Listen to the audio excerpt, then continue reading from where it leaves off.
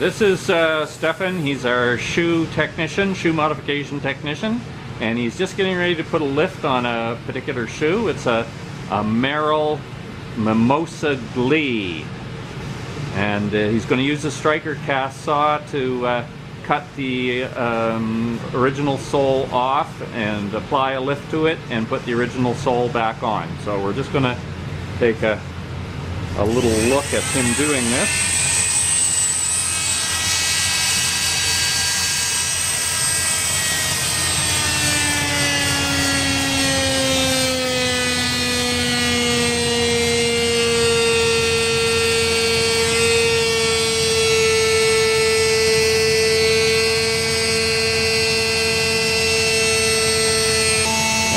Side of the shoe is a little bit easier to do because there's an easier line to take. This is a particularly difficult shoe just because it's got a sculpted sole on it, a lot of lines, different colors.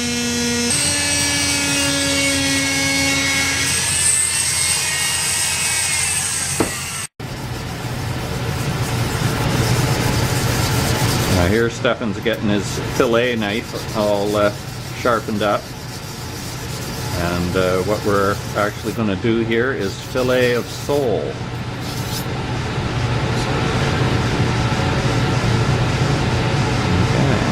Okay.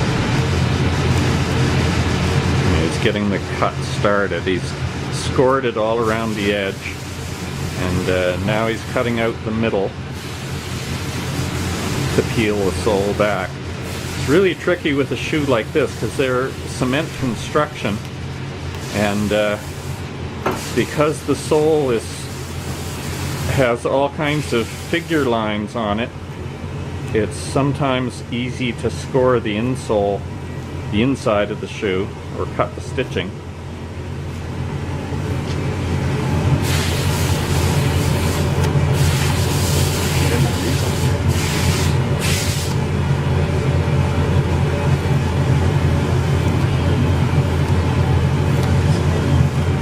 Nerves of steel.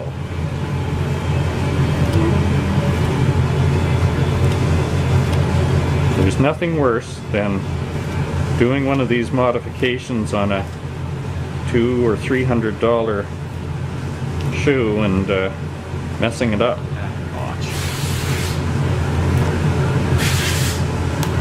Underneath the shank.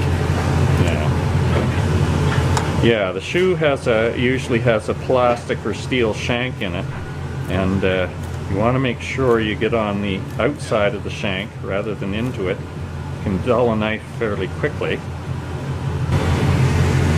You never know what you're going to find in these soles until you start to take them apart. It's nice when we have one that's that we've done before. Yeah, he's right into the insole there, but that's okay. Once you get the lift on, it'll hold everything together. We knew this was going to be a tricky one, which is why we're doing this.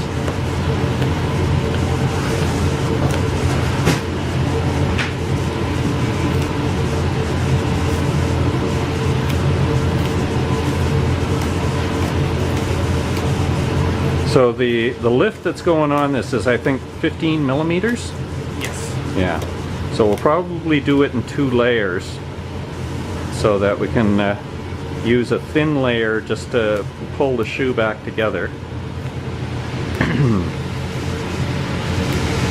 And the other layer just to set the balance and the rocker point on the shoe.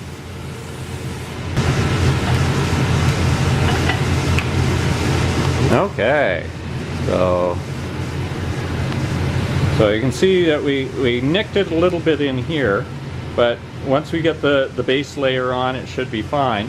Now, it's a pretty nasty sole to work with. You can see all the figuring on it. So if you cut too close to this side, then the whole thing comes apart. If you cut too close to the other side, well, you're into the shoe. But a skin like that isn't too bad. We can pull that back together. It'll hold for the life of the shoe. And the important part is going to be the cosmetics on it. And there's the sole unit. He's taken all of the ridging out of it and gotten it ready for gluing. The shoe itself, he's put a base layer on to cover over any glitches and clean it up. And what he'll do is put another layer on the bottom of the sole and then balance it for the height and the rocker and roll off. So next step is to finish the base lift and get it balanced. So Stefan's got the lift on there, and he's got it balanced for the rocker in the toe, and to match the sole unit on the bottom. And he also filled in a low spot here so that it doesn't create any concavities in the shoe.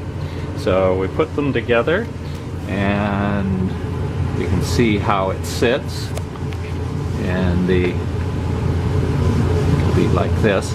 So now it's just a matter of getting the bottom sole put on and the cosmetic part of it done, and we'll take a look at it then. And you can see how the rocker works. So the leg length compensation is there. It's about 15 millimeters and 2 laminations, and we've enhanced the rocker sole, so this woman will walk over the shoe and toe off a little bit more naturally. And we've preserved the sole unit on it. And well, the cosmetics aren't great. The color match isn't as good as we would have liked, but sometimes you're a little bit limited in that. And at least she'll walk comfortably. And from the top down, you probably won't notice the difference at all.